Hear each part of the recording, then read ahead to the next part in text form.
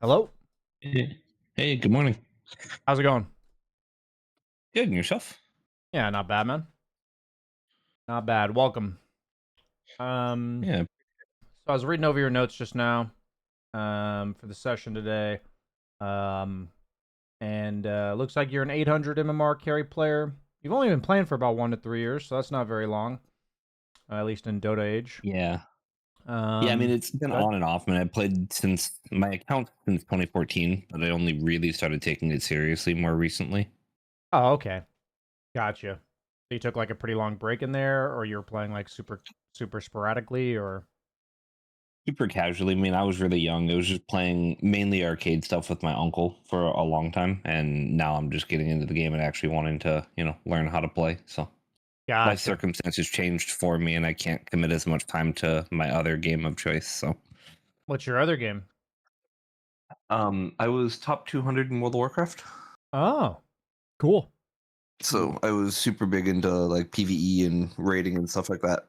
Ah, And just recently found out that my wife was pregnant, so changing over now to um playing something that doesn't require me to spend 80 to 90 hours a week grinding. fair enough. Fair enough. Some Dota players would beg to differ, but definitely not a requirement. Um, Yeah, I'm not looking to push immortal. I want to be decent. yeah, I feel you. I feel you. Well, congratulations on the kid on the way. Thank you. Um, yeah, no, I mean, I get it. So what would you? I mean, I got some of your goals like from your like previous questions you answered at the start, but like, what would a successful like session look like for you today? Then, because it says you play about 10 to 20 hours a week. Like, what can I send you off with to make your time like more valuable playing this game? The biggest thing I want is a bit of direction during the game. I feel kind of like I'm running around randomly. In some games, I feel like I'm farming for 40 minutes and then the game just ends. And I'm not really impactful. Other games, I feel like I just feed, trying to be involved in team fights too early. And then some games, magically, I'd go, 35 and 2, and I'm godlike the whole game. And I don't really understand why. So, starting from laning phase, some lanes I feel like I just get crushed. Mid game, I feel like I'm generally farming too much and not involved enough. And then in game, I just feel like team fights are a complete shit show and I have no idea what I'm doing. So just Okay. looking for general, I guess. I mean, I know I'm not a great player, so I'm not looking for hyper specific, things. I just want kind of good gameplay mechanics that I can practice as I'm going and then over time continue trying to get better. Yeah, I got you. Yeah, I mean that's a lot about what I try to do in my sessions for sure. Is just give people, yeah, some degree of a direction. It seems clear to me that you just want a general idea of why what's happening in your game is happening and how you potentially influence that. Is that like a good summary of what you said? Yeah, yeah, how I'm fitting into what's happening in the game and how I can better impact the game. Gotcha. If you could give me like a short description of what do you think it means to be like a carry player, like what's your role in the game in your own words? There's no like right answer here. Generally, I would say I'm playing for an inevitable end game where I'm supposed to be stronger than the enemy team. If I can 1v5 is amazing, but generally just better or stronger than the enemy carry so I can help win team fights late game. I'm not usually as impactful early on. Mid game you kind of get involved and then end game you're just with your team trying to push. Okay. Gotcha. That makes sense. Cool. So you've sent me your replay. I'm gonna share my screen with you. I don't have any more questions for now. Let's load it up. Do you have like a particular hero pool you like to play? I've been playing a lot of Spectre, but usually it's either like Spectre AM, Luna, have kind of been the main ones that I've been playing a lot of. Spectre, AM, Luna. That's the other thing is I don't really know. Like I watch a lot of your meta videos and stuff and kind of what to play, but I don't know. I don't know if we'll get into it this coaching session. I'm sure it's a little more specific, but it's like why some things are good versus um if I should have a little more of a diverse hero pool for the meta that we're currently playing, or just for general mechanics, if there's something I should be doing. So, I mean, that's the other thing. If there's other heroes I should play, or something to branch out with, let me know. Yeah, so I mean, I'll give like a quick, maybe a minute or two answer to that question. So the big thing about Dota is that every hero has its own quirks, but there's also some degree of like overlap between every hero. And every hero almost have its. I know like the word unique is not really like you can be very unique or a little bit unique, but there is some degree of like every hero has their own like rating of like how much nuance they have. So like for Spectre, for instance, her positioning on the map plays out like way differently than almost any other carry in the game because she can be anywhere, right? She's global. So in terms of like fighting and setting yourself up on the map, Spectre's not very good at teaching you that because the way that she's positioned on the map very rarely applies to like most other carries in the game.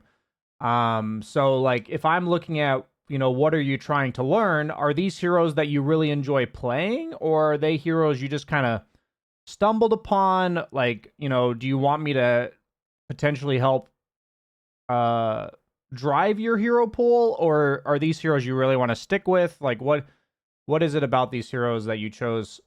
Just so I have a good grasp of like how to guide today. Yeah, Luna, I feel like is a good hero in general for, um, like you said, kind of positioning mechanics. I like having a mix of, or I would like to have a mix of ranged and melee heroes because I know their positioning in team fights is different as well. So again, just trying to build a good baseline set of skills more than really focusing on a hero pool. Gotcha. Spectre to me was something I literally went to the Dota 2 Pro Tracker. Saw Spectre had a high win rate, started playing her just to see like what I could do, and I've definitely found it easier generally to do, um, or to play Spectre, sorry, just because there's a lot less, like you said, positional awareness that I need to have. I can kind of be anywhere at any time. And, there's a couple of games, I was deciding for replays, but there were a couple of games where, I'd be split pushing the enemy base, they would TP back, and then I'd be able to, haunt out to my enemy or my base or something like that without even really getting punished for it, so that I'm able to play a lot more aggressive or stupid, I feel like, than normal. And so I don't think Spectre's necessarily helping me learn those mechanics as much as I wish I could. Gotcha. Yeah, I mean, for me, I obviously have personal, like every player in Dota has like their personal biases towards heroes they like and heroes they don't like. Like as like a coach, I fundamentally believe that the majority of roles, not just carry, but like most notably on carry, the way to gain MMR is to understand map movements and farming.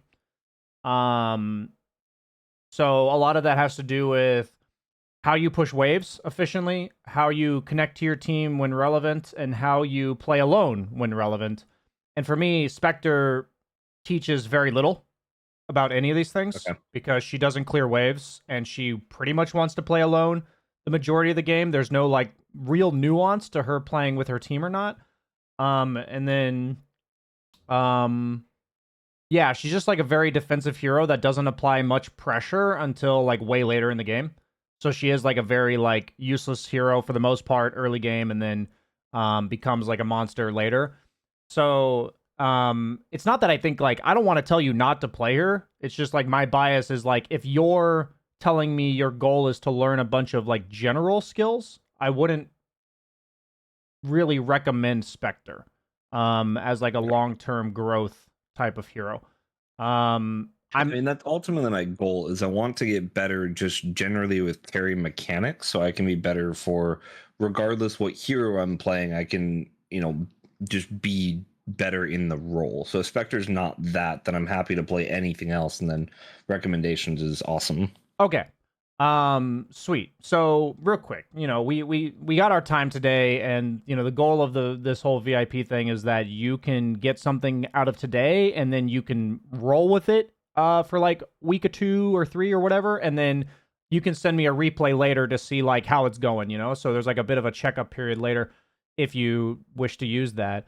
My point is like with that in mind, do we want to go over this Spectre replay specifically? I'm happy to spend like 10, 15 minutes right now just kind of recommending heroes to you. And then if you have an Anti-Mage or Luna game, I think it might be better for discussing this stuff. I'm still happy to review this game. I'm just saying I want to make sure you get what you're asking for. So, Yeah. what are your thoughts? I have a Drow game at least. I don't know Yeah. how much better of a replay it is. I mean, it was 47-45. We ended up winning, so I can give you that Yeah, one. Drow would be fine. Drow would be fine. Like literally, I hate to say it, but like Spectre is just very unique to Spectre, and I won't learn much about your map awareness if I watch you play Spectre. Basically, that's my main. It pretty much could be any hero. I just used Yutsen 3, so I gave you the other two options.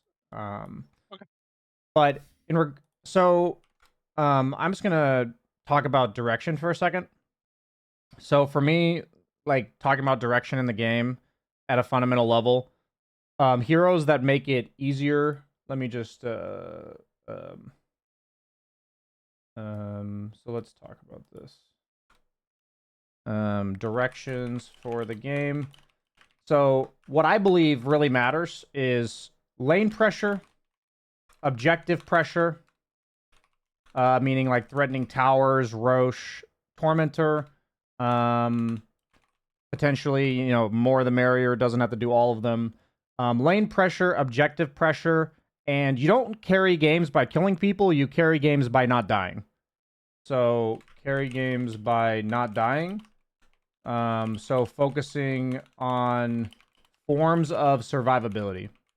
So I think a lot of the ways to learn how to like scale as a carry is how does your carry hero become harder to kill, and how does that match up against the heroes you're picking it into, basically. So like for Drow, it's like her shard helps a lot by standing in place. She has Hurricane Pike to disengage, but generally she will be squishier if she's if they have a lot of gap close. And Drow's much more of a her items will position her to not get hit. So whether that's like Lincoln Sphere, Manta, Hurricane Pike, Shadow Blade. I'm just giving examples here in terms of what I'm thinking. But you know, I mean, certainly the not dying thing is a challenge for me. I notice that I generally overextend and I don't have a good idea without, like, essentially without having perfect vision. I don't have a good mental model of where the enemy team could potentially be. So I generally will overextend and get myself killed solo or be in the middle of a team fight instead of on the edge, or, you know, weird positioning stuff. Okay, I got you. So Drow, the issue with Drow there is I think Drow on a scale of 1 to 10 of difficulty when it comes to positioning is like a 9 or a 10. Like her positioning is super important and very nuanced. It's like her kit's pretty straightforward, right? Like in terms of the buttons she has to press, but in terms of positioning on the map and positioning in fights and all that, she can be a very difficult hero to play. So just before I do want to watch this replay. I think it's relevant and we'll still learn some valuable stuff. It's not like we can't. But in terms of recommendations, here's my thoughts based on what you've told me so far, and it also fits like the recommendations I would generally have anyways. If we're talking about heroes that have pretty good win rates at the around your bracket of MMR, that clear waves, take objectives, are survivable. The first two that come to mind are Wraith King and Juggernaut. Wraith King with the Bone Guard facet, the skeletons, and Juggernaut with the Blade Form facet. Juggernaut's been nerfed a decent amount recently, but you know they both have very straightforward like item builds where Wraith King goes, like Radiance into, I mean I guess after Radiance is not exactly straightforward, but you know you can kind of come up with a build basically. I can give you a build if you want me to give you one. But it's also something you could probably find if you wanted to like study a replay or two. So I see like Wraith King and Jug, and Jug goes like Battle Fury Manta, and then usually like Ag Swiftblink and Butterfly. Maybe not in that particular order.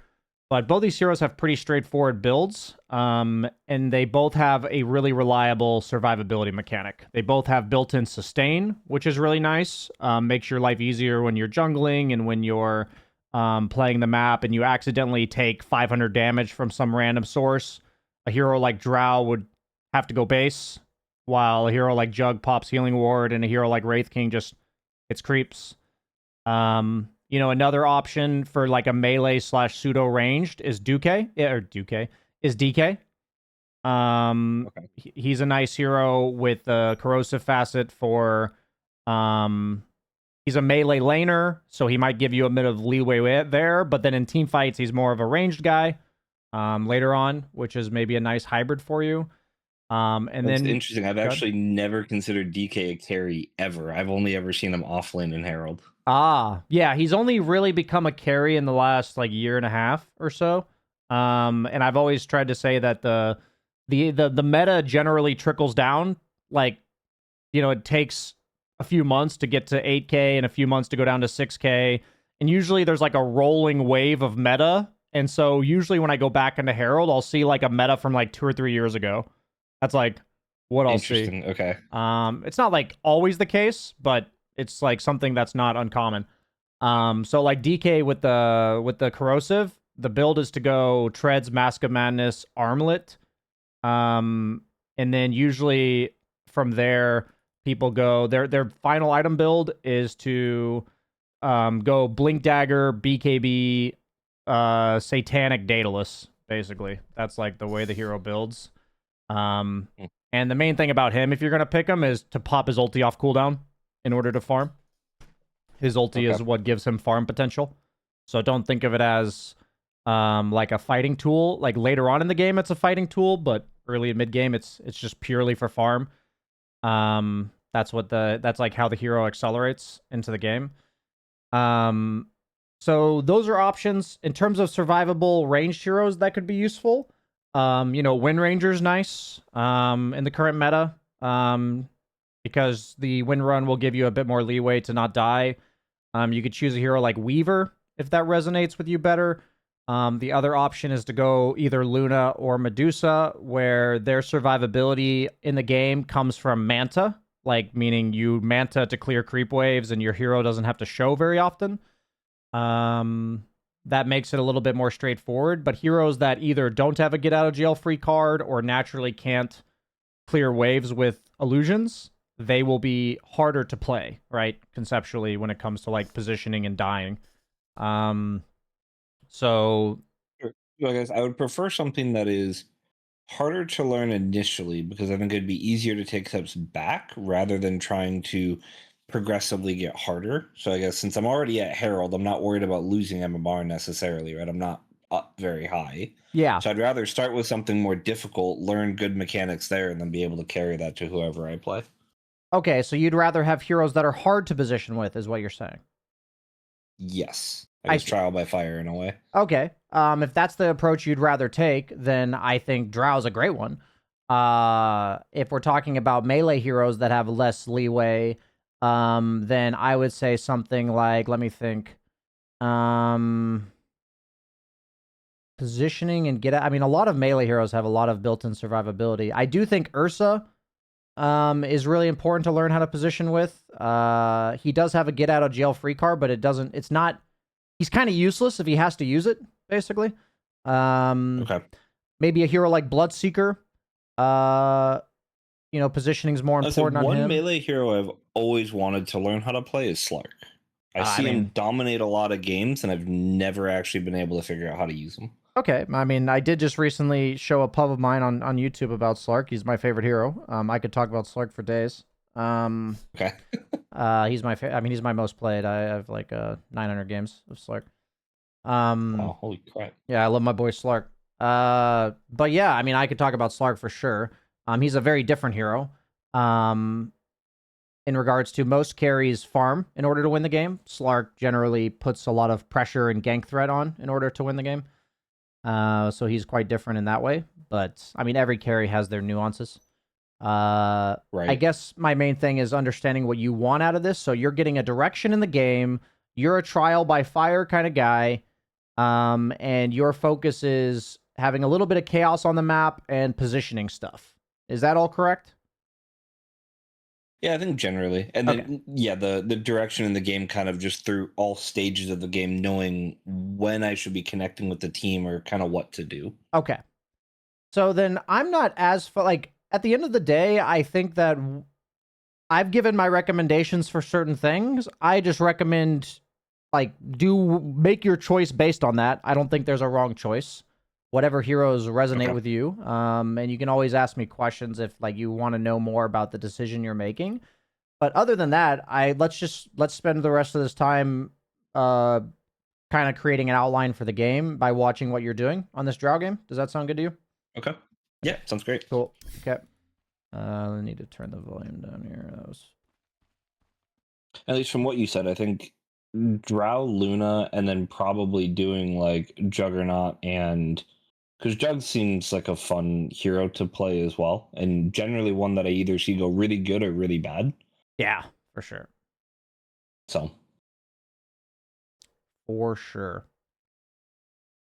He's definitely can be quite over or underwhelming here. Okay.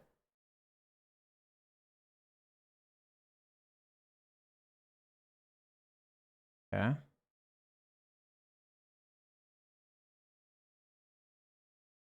Mechanics seem overall decent in lane. Like they're better than I would have expected. Like that's at least encouraging to hear. yeah. I say that not because I thought you were trash. I just this doesn't really look like Herald mechanics or Crusader or Guardian or whatever the exact 800 MMR. I'll just say because I don't know my badges Yeah. very well. When I've floated, like I've fluked my way all the way to like 1100 MMR, but I generally average around 800, 850. Hmm. Yeah, this is interesting. I mean, my biggest mechanical red flag so far is like 6 CS missed in a row under tower here. 1, 2, 3, Yeah, I 4, don't 5. know. So Yeah. range creeps, I know it's 3 tower shots and an auto. Melee creeps, I do not know how to reliably farm melee creeps under tower. Yeah, I mean, this is definitely a like super stressful situation compared to like average because sometimes you'll have like one creep walk into tower and you have to like time it with the tower. In this case, you have 3 creeps hitting this one creep hitting this one, and 7 enemy creeps. So like there's just like this creep's dying at the same time as this one. Like a scale of like stressful levels of missing creeps, like this is a pretty high one. Um I honestly think the biggest thing you can do for something like this, I don't think it's good for like with a player like you who's gamed so much, and I feel like there's decent instinct from what I'm watching so far. I would just literally train CSing under tower, where the goal of it is to just get a. I'm just going to quickly show you is to just get a feel for it. Like Okay. we're not trying to analyze it. We're just trying to get a feel for it. So the way that we can do this is to basically it's not ideal. I mean, honestly, if I'm giving a recommendation about maximizing time, do you have a friend that you can lane against? Like Um, like 1v1? unfortunately, no. Okay. That's something I am trying to create in my server. And maybe there's somebody that we can connect you with. But like for me, this isn't helping at all. I'm thinking about how I would actually get you to practice CSing under tower. I'm not gonna spend your session time on this right now because I actually don't. I thought I had something, and then when I loaded in, I'm like, I don't have a way to do this. I mean, is there a way to spawn only like dire creeps or something in a training session? And then I could just let them slime into tower and I can Yeah, not practice that I that way? know of. Not that I know of. Okay. I don't want to say it's not possible. Not that I know of. And I don't want to Okay. spend your time trying to figure it out. So, I'll look. I honestly, I'll look into that. Let me take a note of this.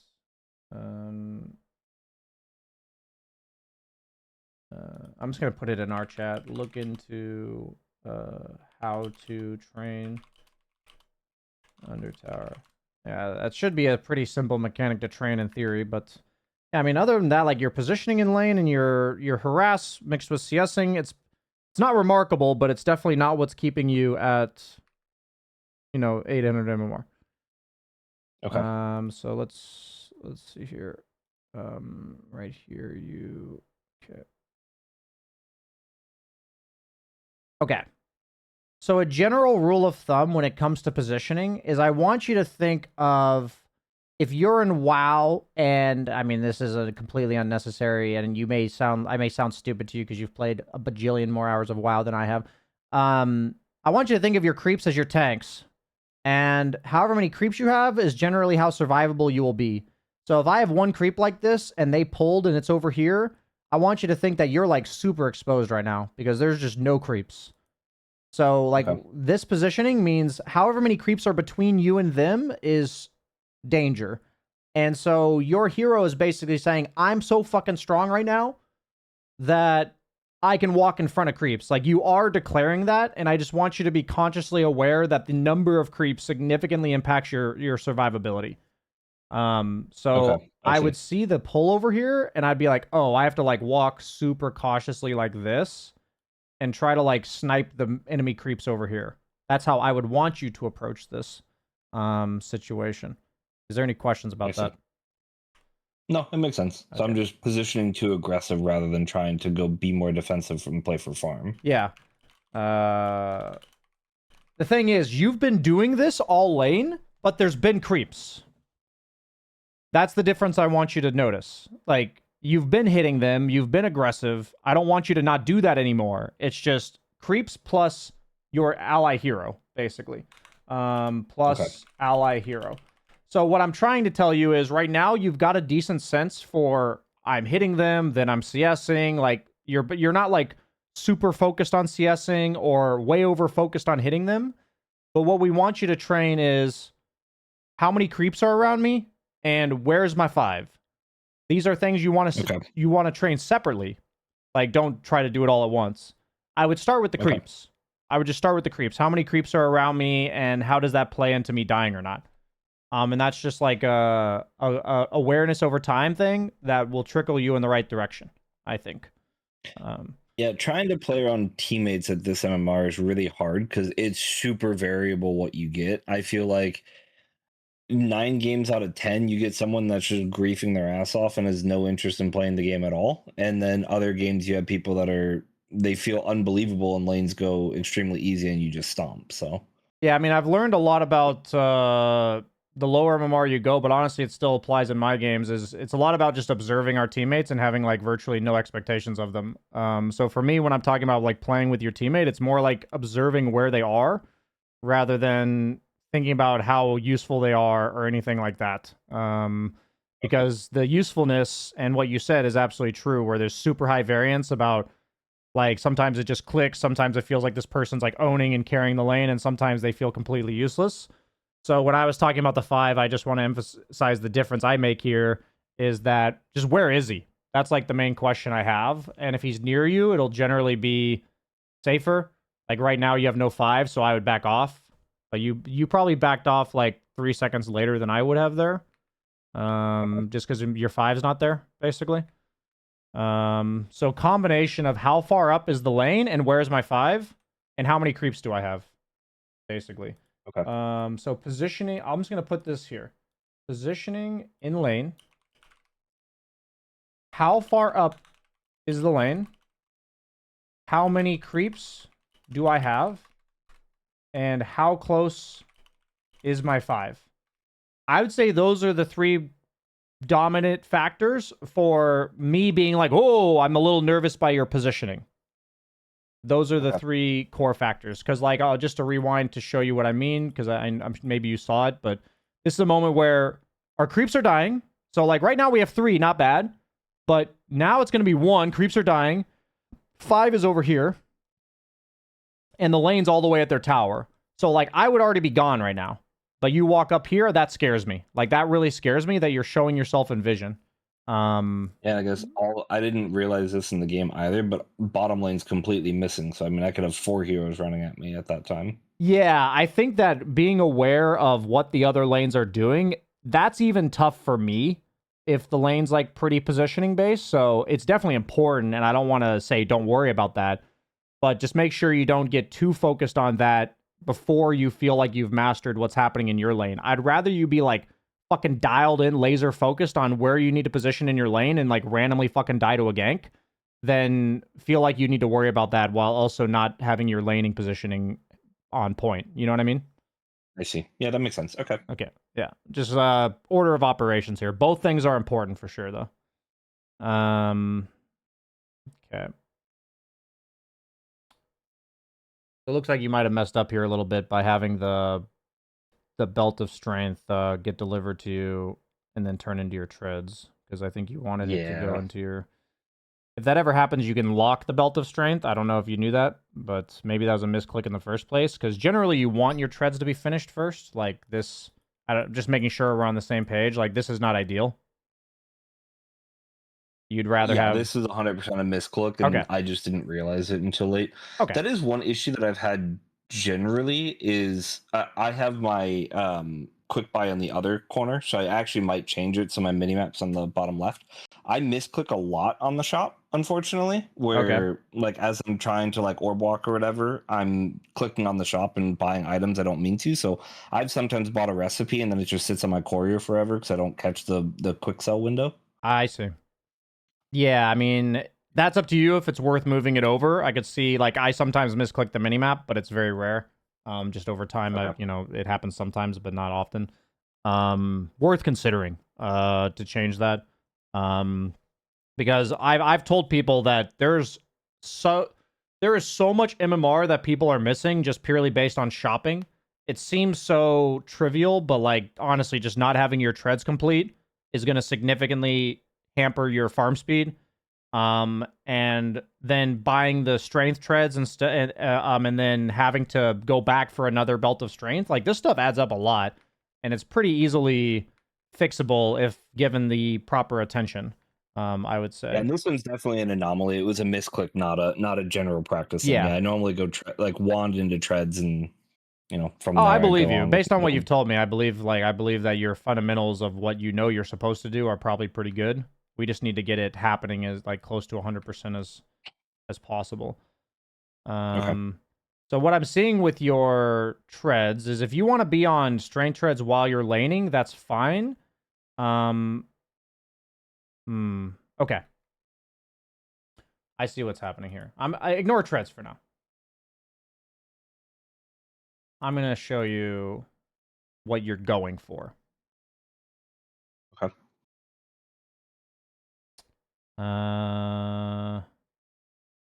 Is this a good game? One of my recent games. I'm just gonna show you. Let's see what we got. I mean, this game was like a stomp at the laning stage. All we care about is the laning phase. So.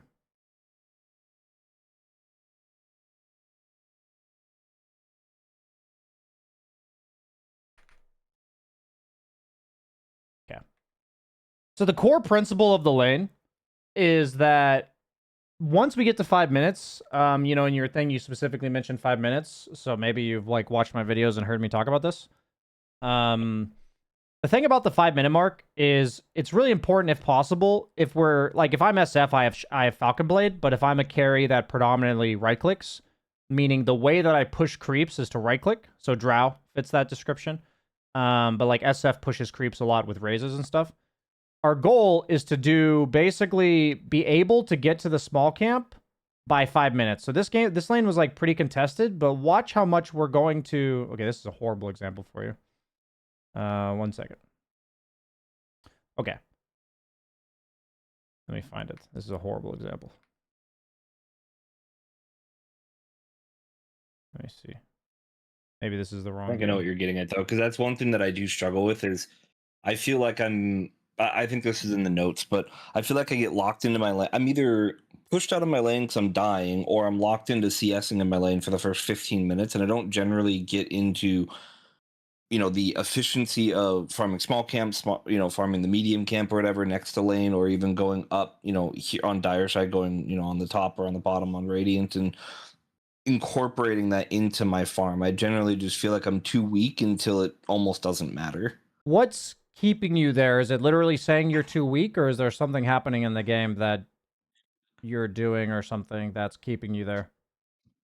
When I'm on a melee hero, I feel like I can't farm jungle nearly as much. And then when I'm playing someone like Drow, I feel like until I have either the Yasha or a first item, I'm like too slow to clear the camp to where I feel it's almost inefficient. So when I'm making decisions in game, I feel like I'm just not able to farm the camp quick enough to get back to lane. I like lose half a creep wave or something, and that feels worse. Okay.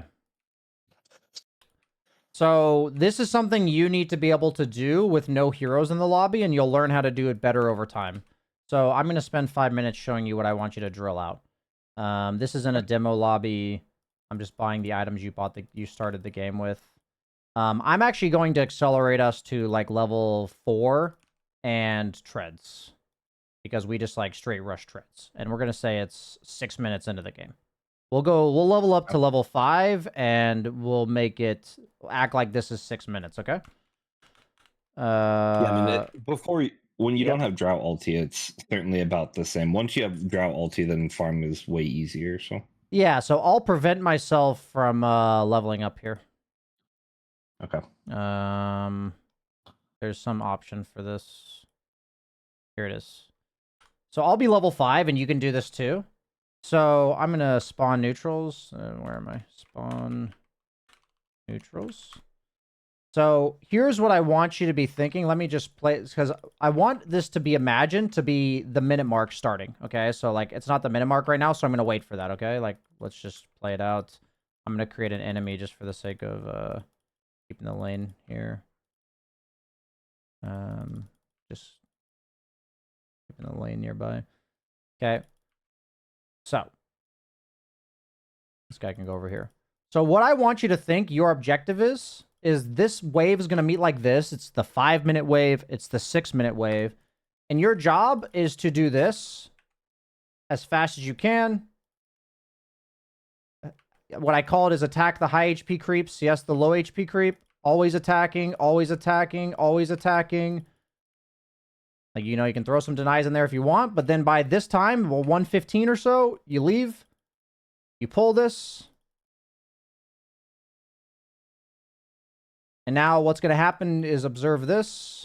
So while I'm farming this, I want to check what the lane's doing, and I want to be back in time by the time this gets into my tower. That's the timer I have. So I'm like, okay, lane's going to be here. And then I'm looping back into lane right as it's here. Notice this timing. Really nice. So then I get the lane creeps too. And then I'm going to... Okay. And then I'm going to... Guess what?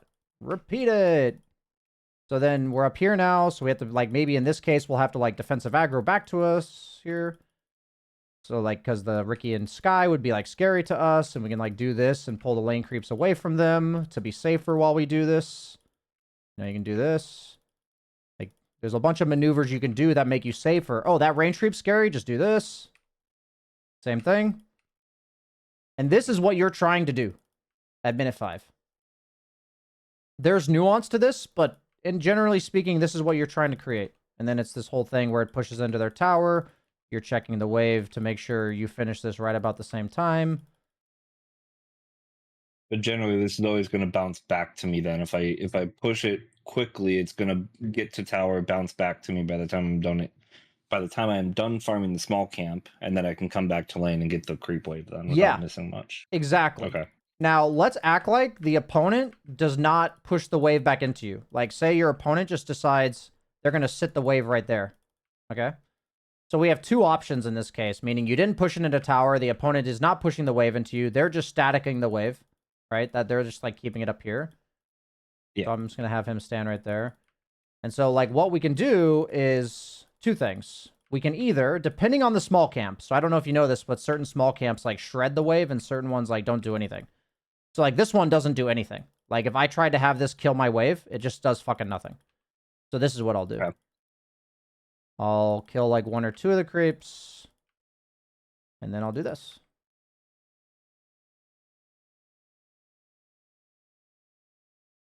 Oh, so you literally pull the medium camp into it as well. Yeah. And then you farm this. So this is like the wave's just sitting over here, right? Like the opponent's not letting you farm it. Right? Then you're just doing this now. And then guess what? Look at the timer. You haven't hit a single lane creep. Like, let's act like this isn't in our tower, right? Like, they're just sitting it up here, you know? Right. So, like, if this is the case, I would head back, of course. But, like, in the game, I'm just acting like there's literally no wave for you to farm, right? So then, look at the timer. Beautiful, right? It's now 4 minutes. This creep's going to walk out. Beautiful. Both camps respond. Like, let's just act like this isn't here. Worst case, we're looking around the map right now. We're like, oh, okay, what's happening mid? We're not hitting creeps for a bit. It's fine. Maybe we're getting like some XP over here. Like the lane's up here. We're just like chilling right here, getting some XP, maybe killing a single creep with this multi-shot or something. And then what we don't do is get stuck over here. Like we just have to reset. 420, oh, time to go again. So it's just basically, there's no such thing as a carry not being able to jungle as long as these 2 camps are here. There's just no such thing. And you're because literally using the creep wave to kill it for the efficiency. Because that's I'll always sit there walking back and forth, auto walk back, and it takes me like 45 seconds to kill the small camp, and that's just horribly inefficient. But if you're using the creep wave to do it, that makes a lot more sense. Yeah, absolutely. So if you go into a demo lobby and just practice that, there's a lot of feeling towards how much damage and how long it takes to kill each small camp. I mean, that's like, I imagine you'll calibrate that really quickly because that's just PvE, like, feel mechanics that you've mastered playing World of Warcraft.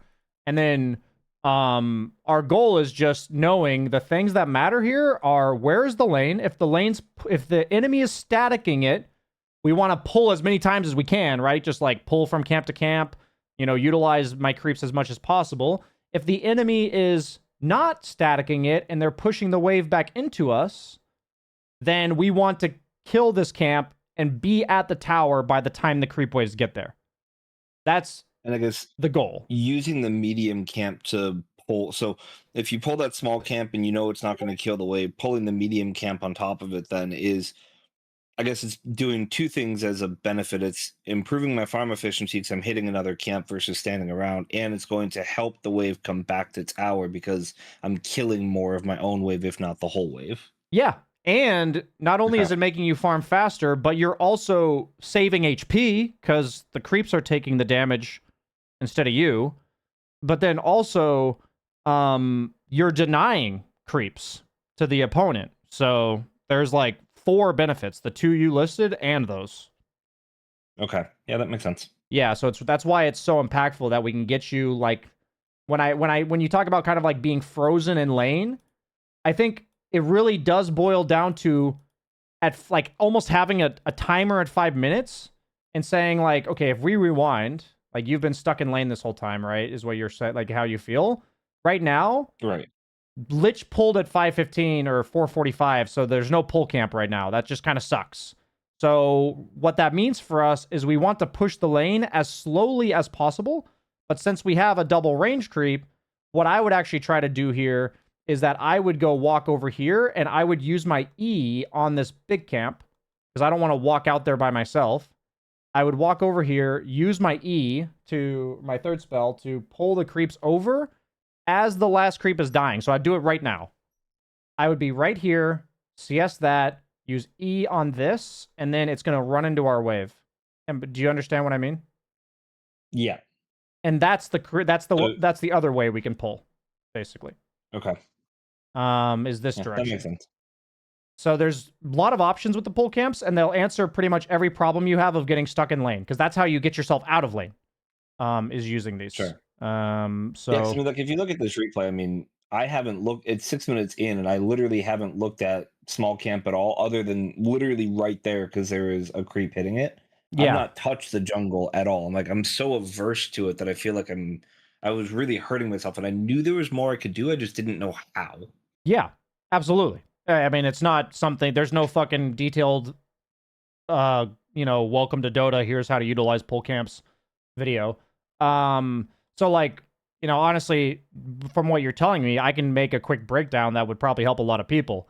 For me, what this means right now is if you're ever feeling stuck in lane, all you got to do is check the clock, and the next time that it's 20 seconds on the minute, you walk over to the small camp, right?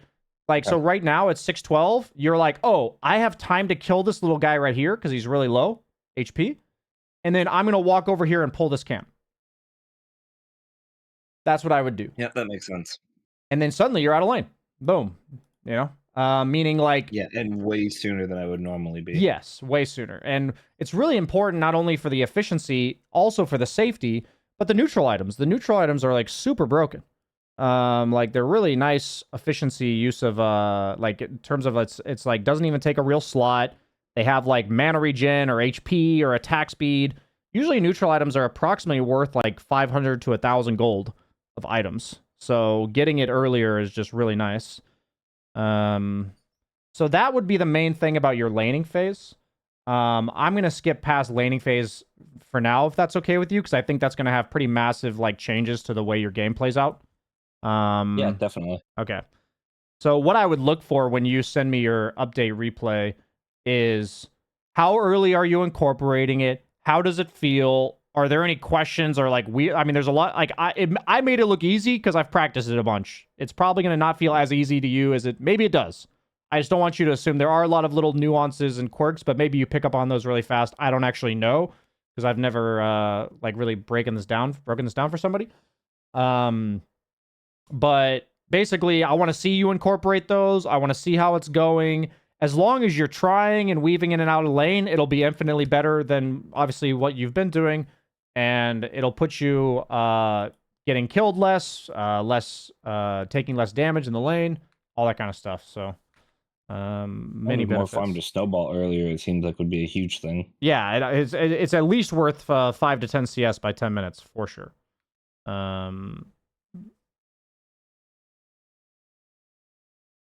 And basically, the longer you sit in lane, you're pretty much a sitting duck for exactly what just happened there. Pretty impressive that you actually got Twin Gate ganked in 800 MMR. That's pretty pog. Nice to see people are using it. Like there, I'm just sitting there like fucking around with that one camp for a long time, and yeah, so the general thing you can do, if you say you don't feel comfortable pulling this camp into this one, or like, you know, you're farming this one, pulling this one in, say you don't feel comfortable because there's a bunch of enemy heroes, what you can do is pull this camp into here, and then your camp to farm is this one. Okay. So like right now, what I would have done if I didn't feel safe to walk out here is I would have pulled this camp at 11:45 instead of farming it. And then I would have walked over and stacked this camp at 11:54. And then I'd walk back over and finish farming this. And if the lane's under tower, I farm it. If it's not, I farm this stack from and I the can high take ground. as much time as I need to farm the stack because I don't have a wave to hit anyway. Yeah, exactly. Yeah. Okay. So yeah, this camp is useful for pulling if you feel kind of strong.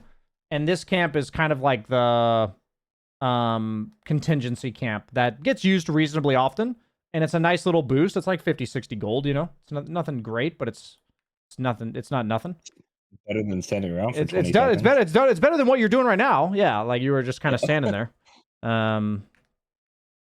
Definitely.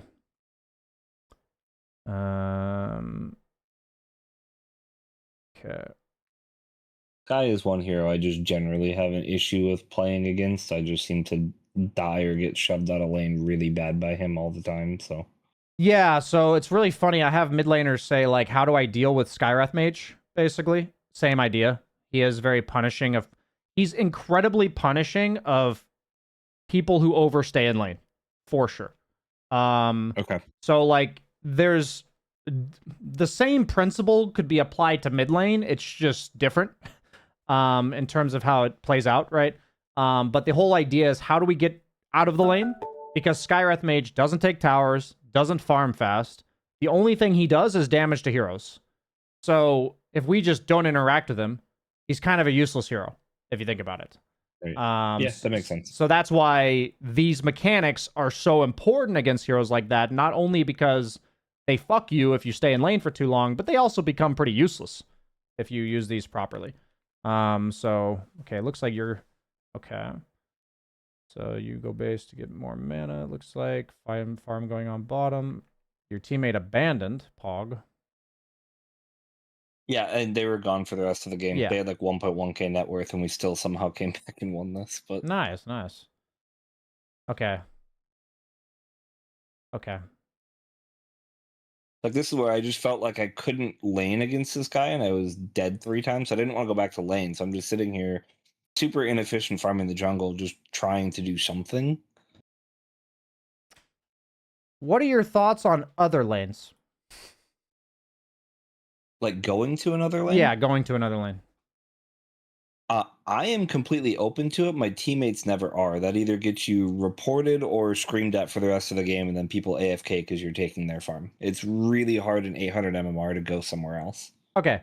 I want you to imagine right now that you finish this camp, and the way I view the map is if the lane is pushing in, it's fair game, meaning like somebody might go and take it, and somebody might not go and take it, right?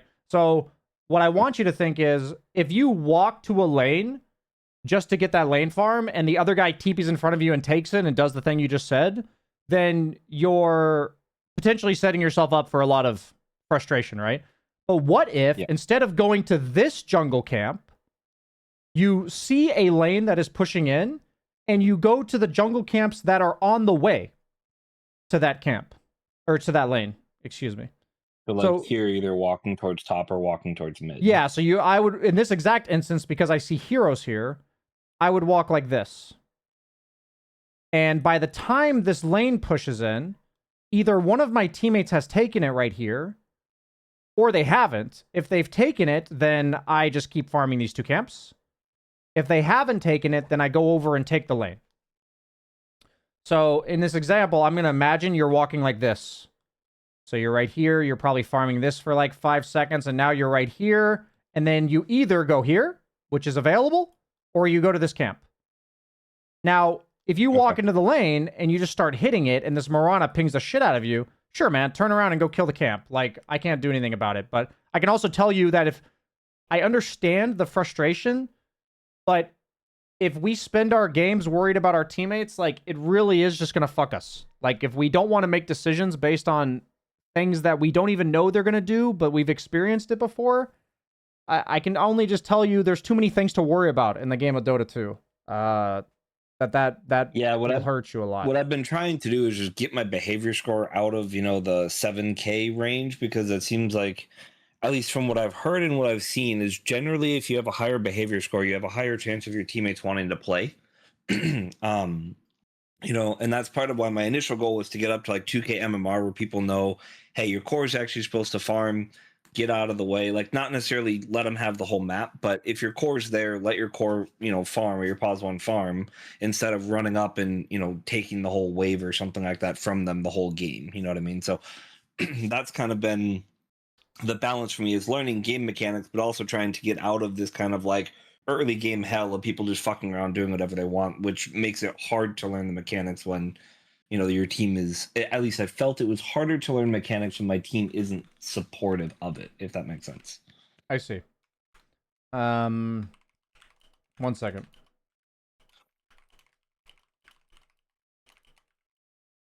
Which is also partly why I wanted to join the dojo and hopefully find people here that I can play with, for whom are also interested in improving and getting better, because then they'll generally have a more positive mindset of trying to let people learn.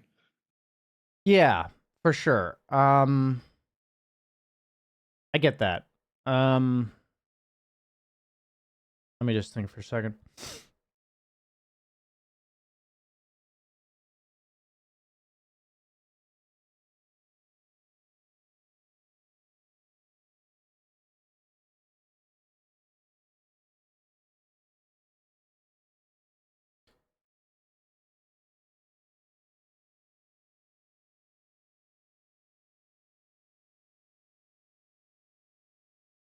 So I'm going to talk to you like, obviously I've not done any studies, like I can't like conduct any studies, but I'm going to talk to you about my experience anecdotally of what I've had happen in my games, and also what I've heard from a bunch of people I've coached. So for me, I think I have a decent comprehension of like how this plays out in different brackets and all that kind of stuff.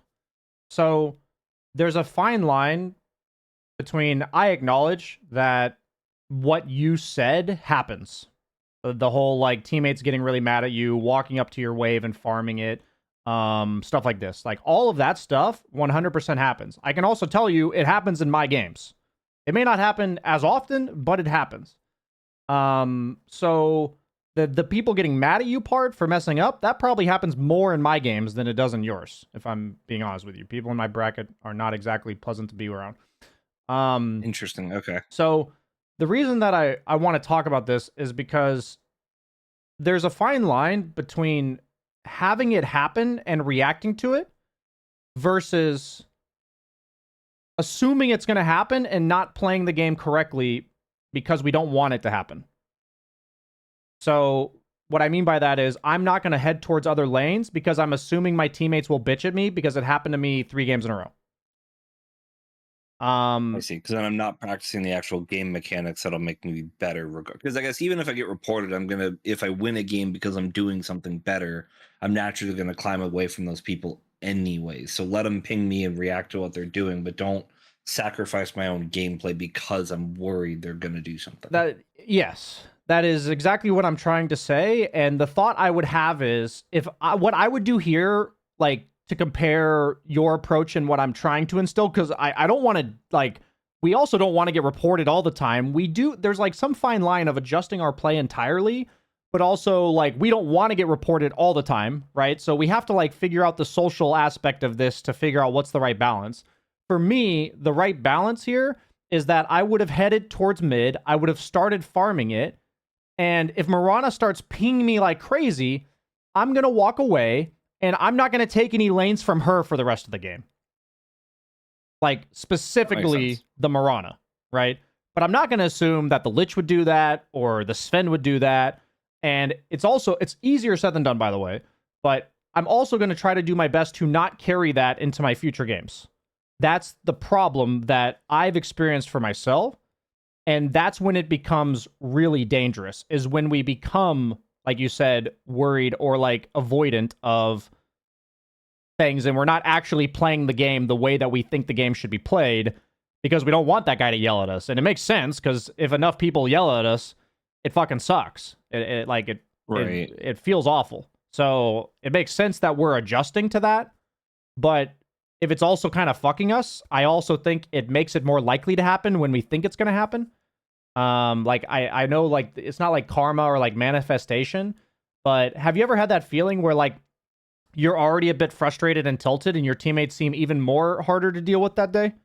Have you ever like had that feeling? Absolutely. Okay. So this is the type of stuff where I actually wanted to make a video on it at some point. I really don't know how.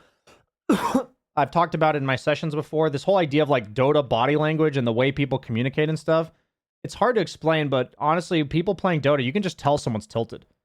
Like, I can just watch them play their hero and I can just tell that they're tilted. I mean, I literally had one game this morning that I was playing where every camp I would walk up to, I had a sniper that would come up and farm it, and then he would spam the sniper like laughing voice line. And he did that on every camp that I got close to him on. Yeah. And he would run across the map to do it. And it's like, okay, that guy's clearly just trying to grief the game or hurt me as the core. But I mean, that's sad that people like that exist, but they do. Sadly, they do. And the last thing we want is to assume this Mirana is that guy. Like, that's what we're trying to avoid, right? So that's the fine line. I just wanted to break that down real quick. So for me, the whole idea of maybe not walking through dead space is worth it, but honestly giving you the direction of, while you're jungling, pay attention to what lanes are pushing into you and farm towards those. And so what that means is you'll have the option to jungle or the option to take the lane. If someone ping bitches at you or whatever, you just go back to jungling. Otherwise, you farm the lane. You know? Yeah, because I know there's been a lot of times where I'll assume someone. I mean, in games, I've seen it where a lane will be pushing, I don't walk to it, and then what ends up happening is that wave either slams into tower and does a whole bunch of damage and it's all lost, or the enemy team shows up, takes the tower because the lane's there or whatever, and you know what I mean? So sometimes my team will show up, sometimes their team will show up, and sometimes nobody shows up, and at least I'm in a better position than always for whatever happens. Yeah, exactly. going off of that point, it sounds like you already have some degree of understanding of like how it plays out when you approach the game this way, meaning like there's times where you don't go to lane and that's what happens. The one question I like to ask myself about everything, I think, is what if every player thought this way? So like, what if every player in the game thought, I'm not going to go to anyone other's lane because I don't want them to ping at me? Like, literally, Games would be 3 hours long and nobody would win. Nothing's going to fucking happen in the game, right? So that's why it's like, it's completely makes sense why you're doing it, but it doesn't make sense. Do you know what I mean? Yeah, I'm more so playing the behavior score than I am playing Dota at that point, which is and that just isn't fun. At least not for me. At least it doesn't sound fun to me. No, it's not fun. Okay. So the direction, real quick. Direction in the laning is to. I think your overall feel in the first 5 minutes is pretty decent. I think if we adjust the use of your camps and really incorporating those much earlier, using the thing I talked about, I would highly recommend you do that drill. I think that's really important. And then there's going to be this mid-game stage where you're going to be on the defensive a lot of the time, and you're scooping up waves, and your job is to either jungle towards waves or TP to waves that people are not farming. And as long as there's a jungle near that wave, if you TP there and somebody doesn't like it, you go to the jungle. You know, it's like, whatever. That's good. Like, having a coded response to what happens when people ping at you and bitch at you, in my experience, is just really nice. It helps me detach from the result. It's just like, the guy's mad at me, I'll go jungle like I would have anyway. But it feels better than I've TP'd in now, I've wasted my time. Let me walk across the map doing nothing. Yes, exactly. That's why we want that contingency plan. But honestly, the map is so big, it's almost always the case to be able to do that. So we want to not miss those opportunities at the very least when they're available. This would have been one of them. So now this lane's pushing in. You're going to walk towards it. This is good. Like, this is this is good stuff. You're going to push the wave. I'd highly recommend considering Falcon Blade on Drow, and I want you to stop going to base when you don't have mana. I would want you to just kill these camps with right clicks and then fly yourself a Clarity, but I think buying a Falcon Blade would solve your problem. You're being very inefficient by going back to base like this. Our goal is we never want to be 0% mana, 100% HP, or 0% HP and 100% mana. You know, we want like these two bars to be kind of close, you know, at most like 30 to 40% apart from each other. That just means we're not balancing resources properly. Go ahead. That is one thing that I struggle with specifically in the mid game is, when do I sell my stick? When do I sell, extra branches that I have? When would I sell a Falcon Blade for another item? Like, I don't know how to transition my item build from early game, laning stage, whatever, to late game, efficiency. Now, I don't think that that's not a problem. That makes sense. How do I word this? What I think the most important thing is for you to tell me that your items solve your problems right now. Because if I don't think your items are solving your problems right now, you're now tacking on a layer of complexity that I don't think is the correct time to do it. Because that's an important thing to transition and to start selling items and to think about that. That's absolutely important. But the most important thing for me, at the core of items, is, do they solve the problems I have right now? And then the first step is, in hindsight, what would have solved the problems I had that game? Because, when you're getting better at Dota, there's going to be a lot of situations you're not familiar with or haven't accounted for. And so, like, I would watch this game and be like, I went to base twice. Between 10 minutes and 18 minutes, I had full HP and no mana. So next time I play Drow, I need to buy a mana item before 10 minutes into the game. Like, that would be my takeaway from this. So the way that you would learn to transition into the late game or like mid game and you're selling your items is you play out the game and you're like, I sold my wand this game instead of my Wraithband and I had no mana in fights. So the Wraithband sucked and the wand would have been better. Or I sold my Wraithband instead of my wand, and I just died because I had no armor. Like these are nuanced things. Or like I sold this instead of this. Like you'll catch it as long as we have a kind of an. If you initially understand what the item did for you in the first place, it's like some heroes have mana issues from minute 10 to 20, but then they don't have mana issues later. But like some heroes have mana issues all game, so they can't afford to sell those items. But it kind of depends from hero to hero. You know what I mean? Okay, so understanding better what problem the item is solving for me, and then evaluating current game state versus that item's usefulness to me, I guess. Yes. What problem is this item solving for me right now when selling? Has this condition changed? Basically. Can I afford to get rid of it? And sometimes it's trade-off. Sometimes it sucks to get rid of any of your items.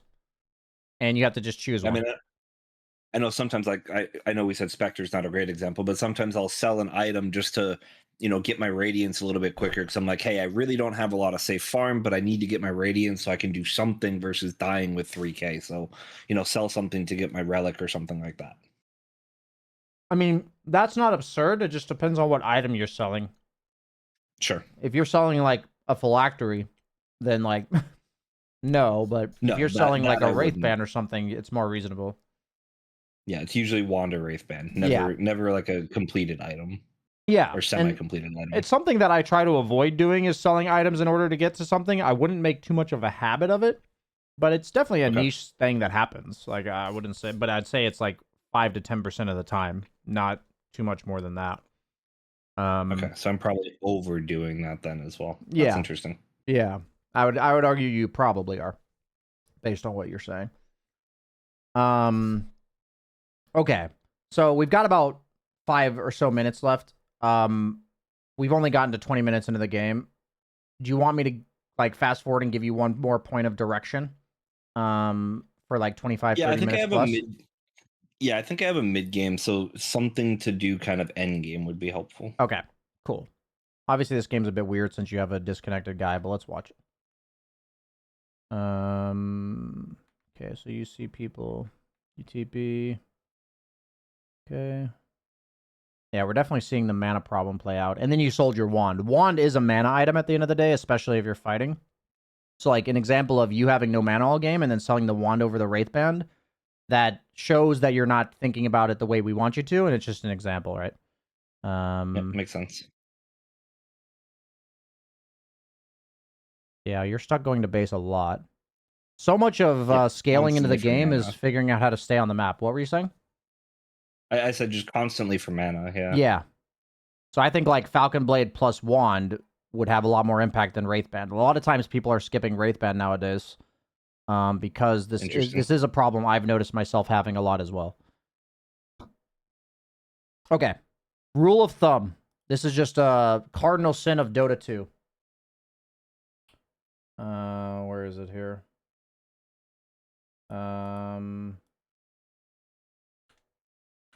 Cardinal sin of Dota 2.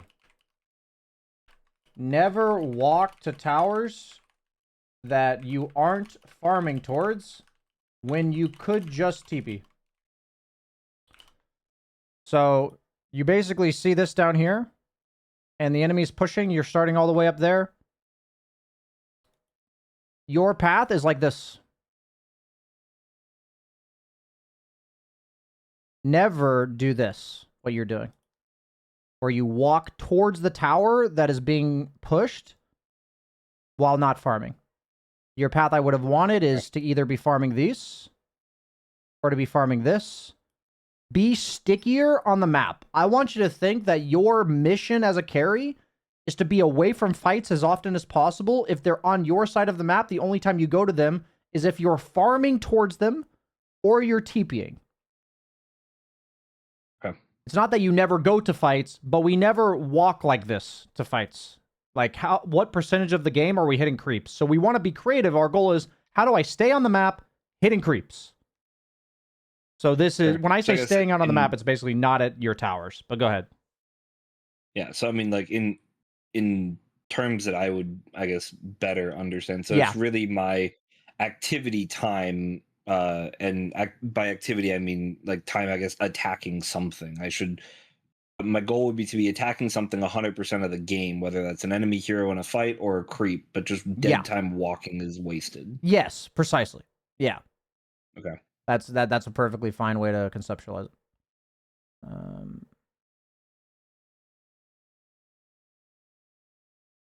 and the big thing is that you can choose between farming or TPing when you see the fight going on, but the way you did it, you're just at the fight now, right? Like, it's just like, I'm here now, right? You can't really Yeah. TP away from your base because then if they push high ground, you can't be there.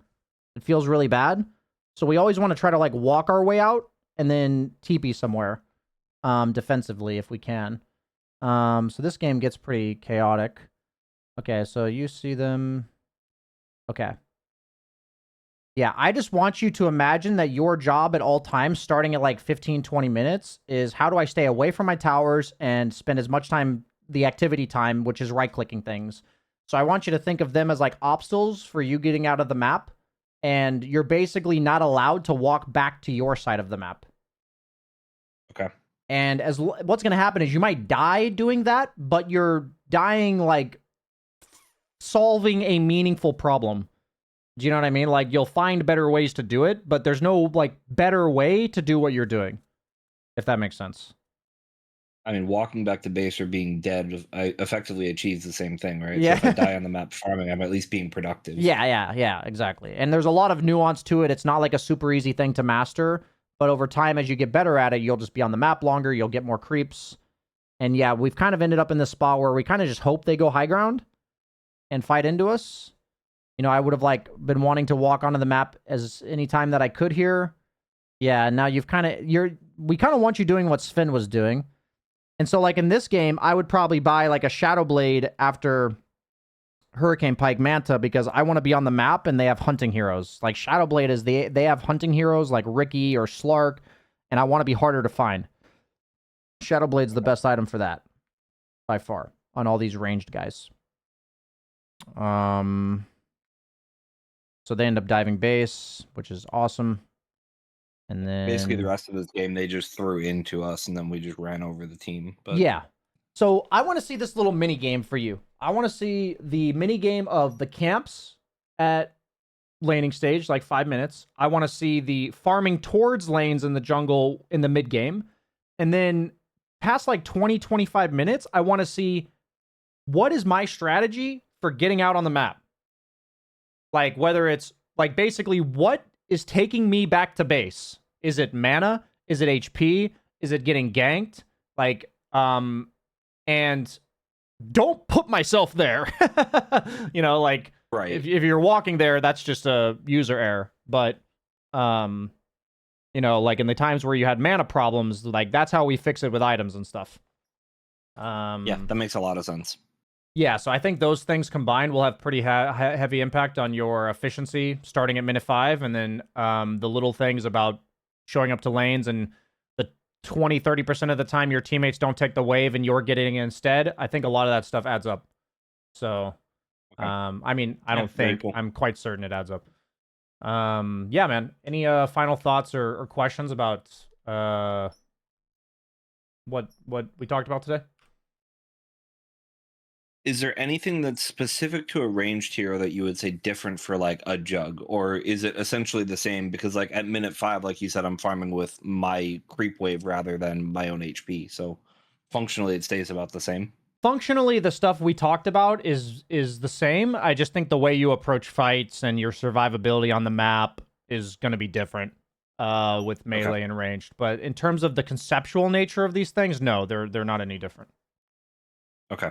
Cool. Yeah, that's helpful. Sweet, man. So yeah, I'll focus. I'll try to get away from Spectre, play more Drow Luna Jug, and see how that goes. Cool, man. Awesome.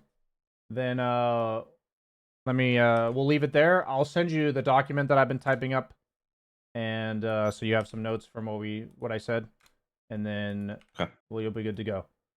So Thank you so much for the time. I really appreciate it. no problem, man. Have a good one. You too. Okay.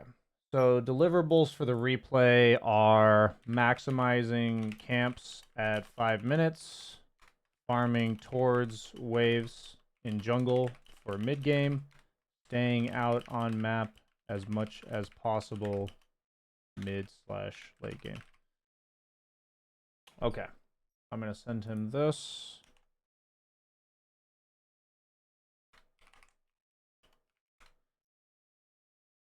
Okay.